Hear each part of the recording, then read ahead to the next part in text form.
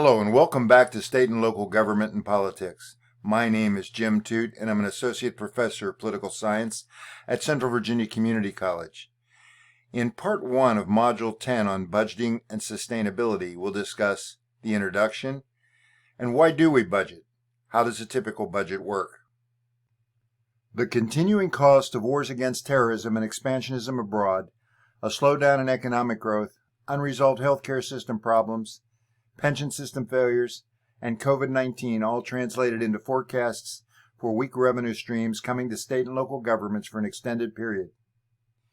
Energy markets tightened as peak oil predictions looked more convincing, and inflationary trends combined with weakening currency led many fiscal analysts to anticipate constrained public sector budgets at the state and local levels.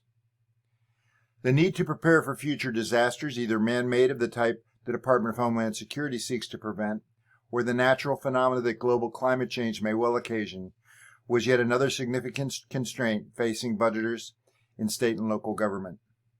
Simply put, we budget, both a noun and a verb, because we nearly always have limited financial resources and multiple demands on those resources that exceed actual cash balances, current assets, or expected cash and financial assets available to us. Public budgeting is the process by which elected and appointed officials acting in the interest of the governed, determine methods of collecting government resources and securing assets through the forms of taxation or appropriation, and then allocate those financial and associated resources on priorities determined by the democratic political process. The politics of budgeting entail arriving at outcomes where some priorities are deemed more important than others. The result might be that revenues collected are, as a result of budgeting choices, directed to certain priorities, while other noteworthy issues receive less financial support or even no support at all.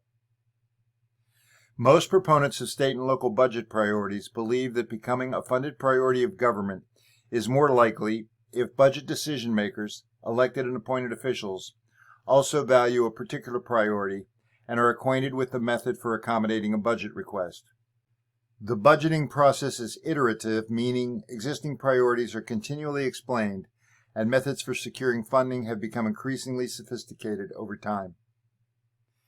In the case of pursuing sustainable governance, priorities and budgeting practices have shifted somewhat. Efforts on the part of some powerful advocates to promote sustainability are adding significantly to the traditional challenges of public budgeting.